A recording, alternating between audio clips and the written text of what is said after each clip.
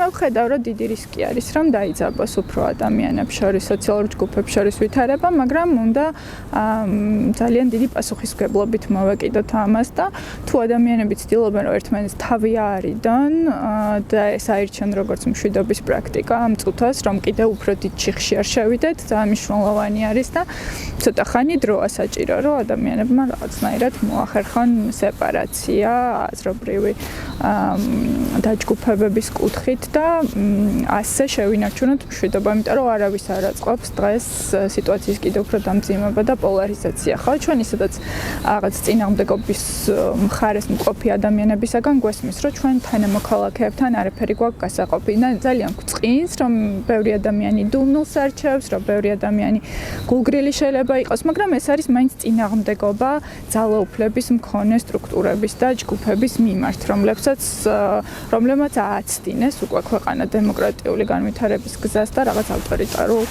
ქსელებში შედიან, ხო?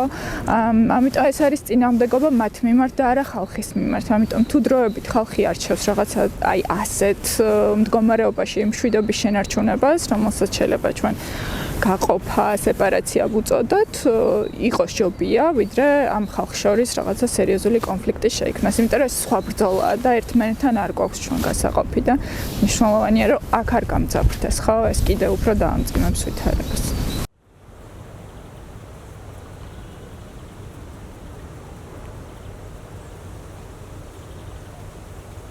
ბევრი უსამართლობა ხდებოდა ჩვენს თვალწინ. ეკონომიკური უსამართლობა და სხვადასხვა ტიპის უსამართლობები, ხო? რაღაც ადამიანებს არ ქონდათ და არ აქვთ დღემდე ხელმისაწვდომობა განათლებაზე, ნორმალურ ჯანდაცვაზე და ასე შემდეგ და ეს რაღაცნაირად არ გვაღელვებდა და ეს ძალიან ცუდია, რომ ესე იყო. როგორ უნდა მოვახერხოთ, რომ ესეთი პრობლემები, რაც ჩვენგან შორს არის და ეხება ისეთ ჯგუფებს, რომლებსაც შეიძლება მარგინალიზებული ჯგუფები ვუწოდოთ, როგორ მივიტანოთ იმ ადამიანების გულებამდე, რომლებიც ცენტრში ცხოვრობენ და მათი ცხოვრება სულ სხვა საფეხურზეა და სულ სხვა გამოწვევების წინაშე არიან.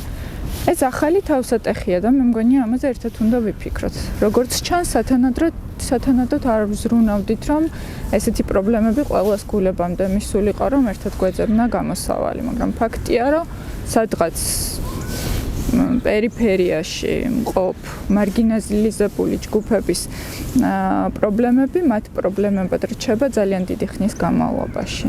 ჩვენ თუ გადავიარეთ ეს რთული ვითარება, მგონია რომ უკვე ძალიან საინტერესო საზოგადოება ვიქნებით, იმიტომ რომ ძალიან სერიოზული გამოცდილება გვაქვს უკვე რაღაცა პროფესიული ჯგუფების, პრობლემებზე რეაგირების, იდენტიფიცირებული გვაქვს უკვე რაღაც ტიპის პრობლემები და ეს რო უკვე ამისი გამოცდილება გაქვს, სხვანაირად მოახდენ რეაგირებას.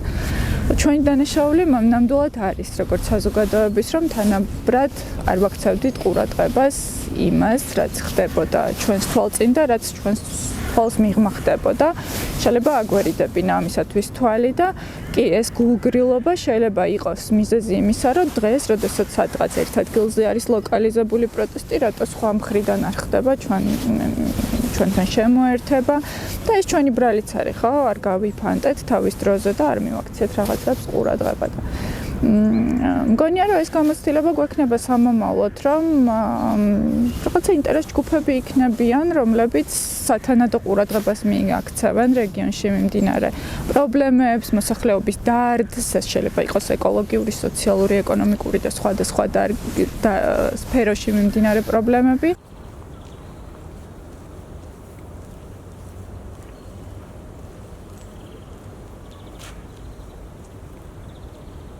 სანამ გვაქვს შესაძლებლობა, რომ რაღაცა შევცვალოთ და ძალიან ღრმად მჯერა, რომ შეგვიძლია რომ შევცვალოთ, იმიტომ რომ ძალიან დიდი ბრაზია საზოგადოებაში დაგროვილი და ეს ბრაზი დაიწყო ყველაზე კარგად ჩანდა აგენტების წინააღმდეგ კანონით და ეს იმ ბრძოლის ისტორიულობა მგონია დღეს რა პროტესტიც მიმდინარეობს, ხო, ჩვენ ახლა ვითვლით პროტესტის დღეებს, მაგრამ ამ პროტესტს უფრო დიდი ისტორია აქვს და დაიწყო 2023 წლის მარტიდან, ხო?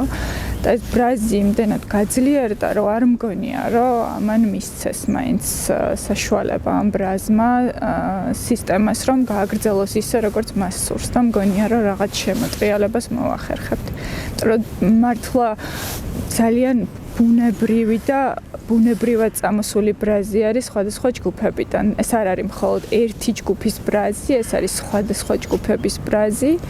და რაღაცა ყველას თავისებური წინააღმდეგობა აქვს, ყველას თავისებური წუხილები აქვს და ეს ყველაფერი ერთიანდება ფიზიკურად რაღაც ხან საზოგადოებრივ მაუწყებელთან, ხან რუსთაველთან, მით უმეტეს ეს ორი ლოკაცია ერთმანეთთან რო ერთდება რაღაცნაირად კიდევ უფრო ძლიერი მუხტი არის და მჯერა რომ რაღაცა ცვლილება შეგვიძლია რომ ერთად მოვახდინოთ.